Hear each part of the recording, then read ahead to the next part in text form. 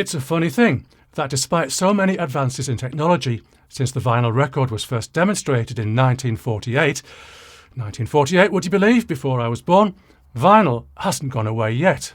Yes, it had a lull in the 1980s and 1990s when compact disc, for whatever reasons, was all the rage. But now, as CD sales sag, droop, tank, whatever description you prefer, vinyl is booming. OK, it's not like a sonic boom, but it's certainly more than a damp squib. So today, I'd like to take a look at what's to like about vinyl records and a little of what's not to like. I promise you, I'll be gentle. Let me caveat a little. I'll be presenting my own opinions, and also opinions that I've gathered over the years from friends, industry contacts, hi-fi books and magazines, and of course the web and YouTube. What I'll include here will be what I find interesting. I hope you will too. Firstly, vinyl's warm, analogue sound quality.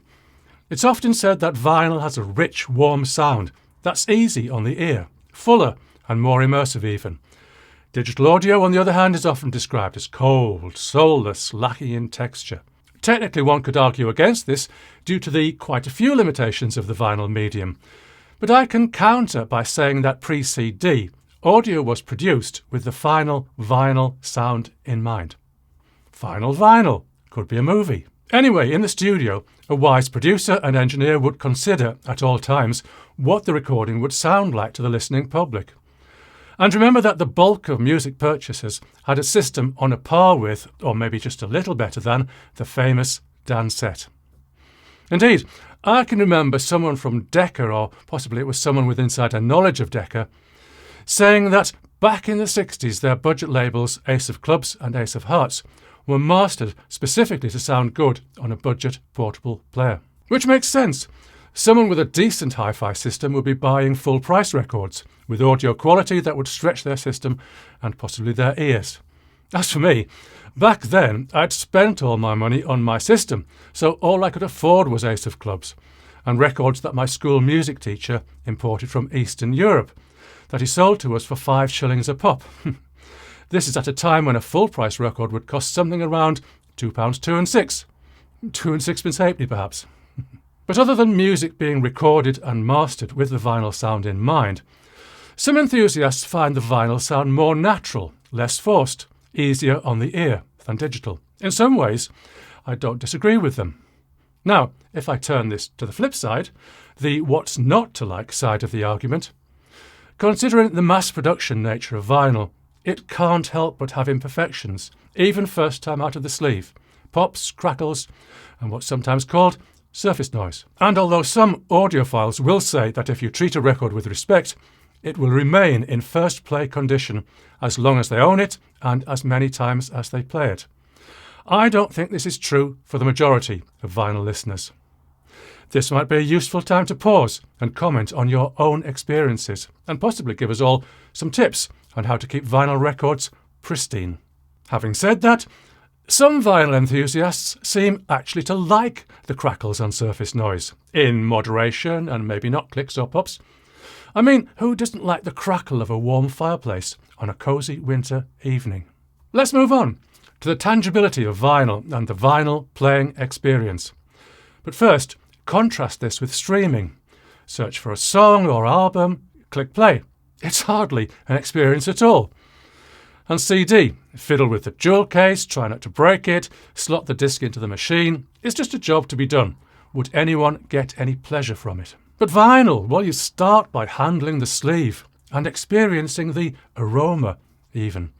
Different records smell different. OK, you may think I'm talking woo-woo here, but I can definitely smell it, even through my ageing nostrils. I had to wonder, though, whether anyone else has this same experience, so I turned to our friend, Google. Well, it seems that the smell, or call it an aroma or fragrance, is mostly discussed when it's bad. Mildew is commonly referenced. OK, while I was having my own personal vinyl renaissance a few years ago, I bought all of my records at boot sales. I do remember the scent of mildew on many. But there's more to handling and sniffing the sleeve. There's the sensory experience of taking the record out, still in its inner sleeve, then carefully take out the vinyl itself, holding it only by the edge and label. You're caring for your prized possession and loving it. Then, put the record on the turntable, carefully aiming the centre hole at the spindle. Start the motor and lower the stylus. People love this, and then the sound of the phasey swish before the music starts. But what's on the not to like side? Well, if you just want to listen to the music, hey, Alexa, play irritating unboxing music by David Mellor. Convenience has value, but then so does ritual. Where vinyl really scores is, as we all know, and few would dispute, the album artwork.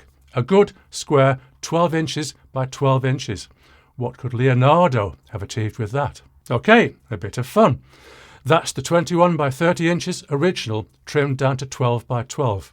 I have a Photoshop. But still there's a lot to enjoy in there. And if you imagine holding that 12 by 12 section of the Mona Lisa in your hands, you'd be enjoying the experience for sure. And that's what album art does, or can do. Granted, there have been many, many albums released with art that is woeful. Many also with art that just gets the job done. But the best, or even the halfway, quarter-way best that album art can offer can be amazing. That's what a quick Google search can reveal. Okay, one might say, notice I didn't say you might say, one might say that all of this art is on the CD versions of these albums. But 4 by 4 inches, come on, it takes more than 4 inches to get anyone excited. Okay, it's 4.7 inches square to be exact. But it would take a Leonardo to do anything you could call art with that. But going back to what's not to like again, vinyl takes a lot of shelf space. But actually does it? I asked my other friend, ChatGPT, to do a little calculation. The result is that if you have a shelving unit built to store albums, 6 feet high so that the top shelf is reachable and 25 inches wide, plus the side panels, how many albums could you store? Do you want to pause and guess? 1,000. Would that be enough vinyl for you? I'm thinking that maybe space isn't such a problem. But of course, a compact disc enthusiast would say that since a CD is much smaller, you could store a lot more in the same space.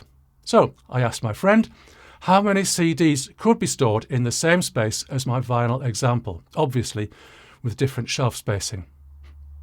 744, which, according to my maths, is somewhat less than 1,000. Oh yes, and I took up my 12-inch ruler and my vernier caliper and measured some records and CDs, 10 at a time for the thickness to get an accurate reading. And with the aid of my trusty Casio 4-function calculator, I found that ChatGPT is right to quite a close approximation. In fact, my measurement of the thickness of my vinyl records was rather less than ChatGPT's estimate, so more than 1,000. Check it out if you like and comment me if I'm wrong. Okay, I digressed a bit. Overexcitement, I'd say. And of course, streaming enthusiasts will say that they have access to practically the entire history of recorded music on their phone. Let's move on. The joy of collecting, otherwise known as the thrill of the chase. Collecting is popular. It may be stamps, it may be lighthouses. Yes, lighthouse bagging is a thing. Apparently, Princess Anne is a mistress of the quest. I collect Festival of Britain memorabilia. I have 3 items so far: a teaspoon, a pin badge and a jigsaw. So yes, collecting is a thing. Collecting music from streaming services is not. Although you might argue that assembling a playlist isn't all that different. With vinyl, there's so much to collect. My fun thing to do when I was collecting vinyl was crate digging at boot sales. I'm going to boast that I became a bit of a divvy, and I could tell at a glance whether a crate was going to be any good or not. And if a crate is going to be good, there's a lot of excitement at finding something amazing that you didn't even know existed. I was looking for quirky, off-the-wall records, and I could pick them up for no more than £1 a piece. But more dedicated collectors will look for vintage pressings of major, or perhaps esoteric acts, and they'll pay the price for what they seek. Boot sale, 20, 30, 40 pounds, but at a higher level, hundreds. I've seen records advertised at 1,000, and I doubt it stops there. This kind of collector will often know what they want, and they get their pleasure from hunting it down, the thrill of the chase. And when they've captured their quarry, they'll move on to something else. Streamers, this is what you're missing. The same collectability could apply to CD, but I don't think it's really caught on yet. But think about it. If you buy a recent copy of your favourite 1980s or early 90s album, it's probably been remastered and remastered again to the point where it's a pale, thin shadow of its former self. Actually, I should probably say a loud, overblown, grossly distorted version with a fraction of the dynamic range of the first-run pressings. It'll burn your ears. Also, at the high end of vinyl collecting, the true collector wouldn't want just one copy of Sgt. Pepper. They'd want multiple rare or revered pressings to collect, and probably never play. There's not much in the not-to-like aspects of collecting, except one thing: the cost. The cost! And having to justify that cost to your other half. I'm now going to return to the issue of snap, crackle and pop. People fall into three categories on this. Firstly, those who hate these imperfections. They might really, really want to love vinyl, but it's too much for them, and they turn to CD or streaming. Then there are people who can ignore the problems, like I can pretty much ignore coughs and shuffling at a classical concert. Some of these people will say that if you keep your records clean and handle them properly, then there won't ever be any clicks, crackles or surface noise. These are people who've got denial down to an art form. But at a higher level of vinophilia, there are people who actually like these degradations. It makes the experience more real, makes them feel more alive. And the great thing is that each time you play a record, the degradations get worse. I mean better. More intense, more thrilling. Am I joking? No, I don't think I am. And I wouldn't disrespect anyone who enjoys their vinyl this way. I'm not suggesting that anyone should deliberately age their records. I mean, why would they do that? Looking at you, electric guitarists, buying your brand new but pre-aged relic from the Fender custom shop. Don't worry, my own Stratocaster is a relic, simply because I've had it so long. I'm tempted to throw in a crazy idea here. I have them. Suppose there's a new vinyl version of a classic album. Organic, preservative-free vinyl, massaged by Vestal virgins, half-speed cutting, blessed by an ancient monk of audiomancy. Cost, let's say £100. Suppose someone bought a copy and played it 10 times on their Goldmund Reference 2, fitted with the Clear Audio Goldfinger Statement cartridge, in the classic version 1, of course. Would that record then be more valuable to collectors, with notarized provenance, of course? Time to pause and comment, I think. I'm not going to do the not-to-like version here. I think people need to make their own choices on this. You know, I think that's enough for now. I have some more what's to like and what's not to like about vinyl records, and I promise another video. Of course, should you be inclined to comment, maybe with suggestions, I'll take your best and most imaginative ideas into account for my part 2. See you soon.